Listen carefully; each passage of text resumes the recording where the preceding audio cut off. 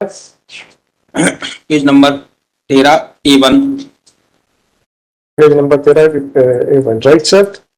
इसमें कहानी ये है, पहले ओरली बता देता हूँ कि ये लिविंग में रही। पहले लिविंग में रहने के बाद मैं इनका शादी करने को तैयार नहीं हुआ। हाईकोर्ट से एक कंडीशन ऑर्डर जारी हुआ कि अगर की शादी के साथ लिविंग में रहे जी, तो शादी हुई। अब शादी वो वैसे ही गलत मन से हुई थी शादी दोनों की। फिर इसके बाद ये हुआ स्थिति, तो आपने महिला को इस्तेमाल किया लिविंग नहीं में? सर, ऐसा नहीं, इस्तेमाल हमारा हुआ। हम थोड़ा सा बता देते हैं पहले से। आपने कहा ना गलत मन से शादी हुई दोनों में। अब जब प्रेशराइज शादी होगी सर तो मनन तो गलत हो गई होगा। तो आपने महिला का इस्तेमाल किया।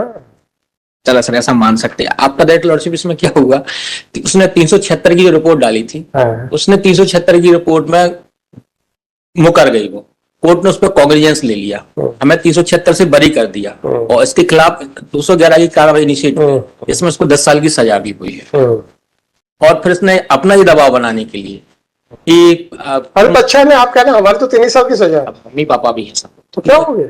माँ पिता। अरे वो होमली अफेयर मिलेगा ना वहां पे, नहीं मिलेगा। तो जब आप महिला के साथ उसका शारीरिक शोषण, एलिगेशन भी FIR मेरे भाई, जब आप महिला का शारीरिक शोषण कर रहे थे लिविंग में रह के, तो आप माता पिता नहीं दिखे थे? नहीं सर, शोषण नहीं कर, शोषण अच्छा, नहीं इस्तेमाल कर रहे थे या एंजॉय कर रहे थे, जो भी कहना आप कह लीजिए।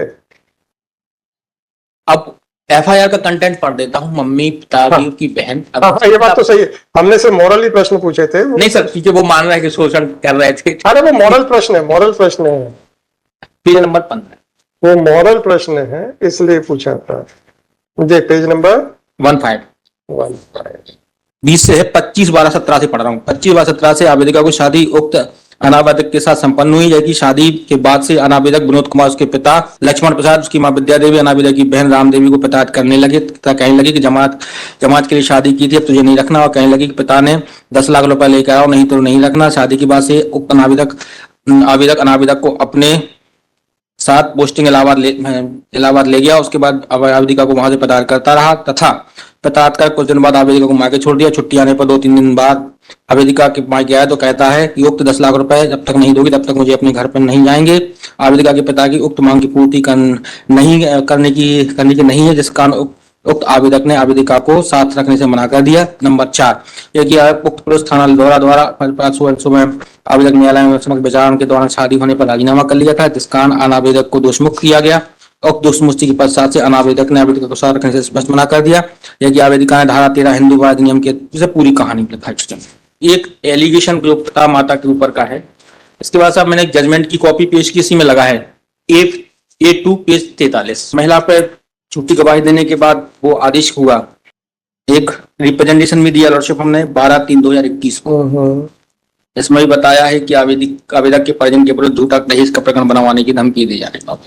अगर इसको ये है लॉर्डशिप मान भी लिया जाए कि हस्बैंड के और उनके बीच में वैचारिक मतभेद है, लेकिन फादर मदर, उनकी जो बहन है वो रहती भी नहीं, उनका कोई इस प्रकार का रोल नहीं दिख रहा लॉर्डशिप। और न्यायालय में इंटेंशन देख सकती है महिला का किस तरीके नहीं, इंटेंशन तो आपका दिख रहा है सर। नहीं सर, इसलिए हम हस्बैंड का नहीं बोल रहे। उस महिला का क्या दुर्गति कर दी आप लोगों ने, जिस महिला के साथ कॉम्प्रोमाइज पैसा भी सुनिए, महिला के साथ कॉम्प्रोमाइज किया इस उम्मीद में कि उसका वैवाहिक जीवन बन जाएगा, वो हॉस्टाइल हुई, जी उसको 7 साल की जेल करवा दी और आपने ऐसे उससे कॉम्प्रोमाइज कराया जो कि इलीगल है। जी सेक्शन 28 कॉन्ट्रैक्ट एक्ट के लाइज से आप कहते हैं कि उस महिला का कंडक्ट देखिए।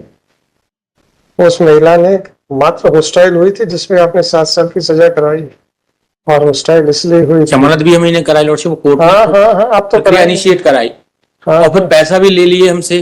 और फिर अगर लिव इन रिलेशनशिप में एक महिला के शरीर का इस्तेमाल करते रहे तब बड़ा मजा आ रहा था। आपका जनरल स्टेटमेंट था, जनरल क्वेश्चन आंसर आ गया सर, तब तो बड़ा मजा आया था सर। आज बड़ी तकलीफ हो रही है कि पैसे ले लिए हमसे। नहीं, तकलीफ हमें इनकी हस्बैंड की तकलीफ भी नहीं है, वो उसको भुगतेगा, लेकिन फादर मदर का तो कुछ पूरे ट्रायल में कोई रोल नहीं रखा। अब पूरे परिवार को लेके चलो एक साथ 498 की, चलो कम से कम एक पैनिक बना रहे हैं पूरे परिवार में, पर वो गलत है। मैं कह रहा हूँ ठीक है, वो दोषी है, मान लिया, चलो उसने यूज किया, उसको उसकी क्या भुगतना चाहिए, लेकिन इनका तो सब कोई रोल ही नहीं है, वो भी अनसाउंड माइंड लेडी नहीं थी, पूरी तरीके से 18 प्लस लेडी मालूम है सर, फादर मदर के बारे में बोल रहा हूँ सर, मैं उसके मामले में और नहीं कह रहा हूँ। तो मुझे मालूम है कि भाई महिला भी जानबूझ के समझ के रिलेशनशिप में आई थी, मैं कुछ नहीं कह रहा, आप उसको क्रिटिसाइज कर रहे हो कि तुम क्यों आई, तो आप क्यों आए ये बात प्रश्न पूछने का अधिकार मुझे नहीं है क्या? सर एक बात, अरे मैं वैसे पूछा, नहीं मैं मान, है ना? अगर नहीं बन रही थी हमें ये बड़ा आसान है दूसरे की तरफ उंगली उठा देना, पर बड़ा आसान, हम भूल जाते हैं कि जब सामने वाले पे उंगली उठाते हैं तो 4 उंगली आपकी तरफ रहती है। सब ताली तो दोनों हाथ से बजती है। बिल्कुल सही बात है, मैं ये नहीं कह रहा हूं, if she was a major then it was her voluntary act, no problem. आप उसको क्रिटिसाइज कर रहे हो ऐसी है वैसी है, उस पे मैंने पूछा अगर वो लिव इन रिलेशनशिप में रह के बहुत बुरी थी तो आप लिव इन रिलेशनशिप में रह के कौन से सुरखाब के पर लगे हुए थे? आप भी तो बराबर के बुरे थे, ये मैं कह रहा हूं। मैं ये नहीं कह रहा हूं कि मेजर लड़की की कंसेंट नहीं हो सकती, it is their prerogative. Problem ये है कि दोस्तों यहाँ पर केस देखिए कि आदमी लिविंग में रह रहा है, जब कोई रिलेशन होता है वो इमोशन के बेसिस पे होता है, जब उसमें गड़बड़ियां आती हैं और मामला जब पुलिस के पास जाता है, थाने में जाता है, कोर्ट कचहरी में जाता है, तो उसको नंगा किया जाता है दोनों पक्ष से, मतलब कि बद से बदतर बन जाता है।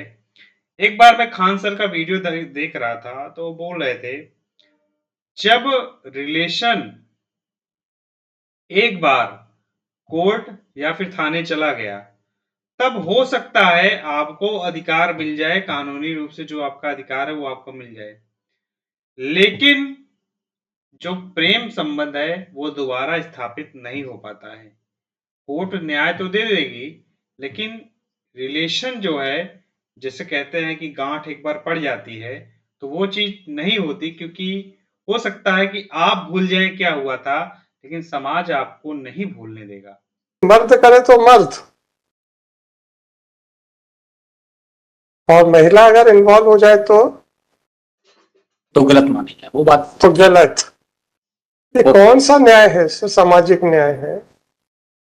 बाकी जो बाराती उनको तो ना लपेटो, नाचे तो ये भी थे कुछ इनका कुछ अरे जाओ, आपका मजाक वाला क्वेश्चन था, आज मजाक वाला आंसर है। इनका देख लिया। मैं देखता मुझे इस बात का बुरा लगता है जी, जब ताली दोनों हाथों से बजती है, या तो दोनों सही है या दोनों गलत है, एक सही एक गलत फिर नहीं हो सकता। अब इनकी गलती के चक्कर मैं वो नहीं कह रहा, एक जनरल बात कर रहा हूं। शुरुआत तो आदमी करता है, ये बात सही। मैं कुछ नहीं कह रहा सर, मैं कुछ नहीं कह रहा, मैं किसी के ऊपर भी कोई भी लांछन नहीं लगा रहा, एक भी शब्द नहीं कह रहा। जी जी, मेरा कहना है या तो दोनों सही है, लिव इन रिलेशनशिप में दोनों सही है, या दोनों गलत है। एक पक्षकार दूसरे को गलत नहीं बोल सकता, ये मेरा मानना है। बस इतनी सी बात है।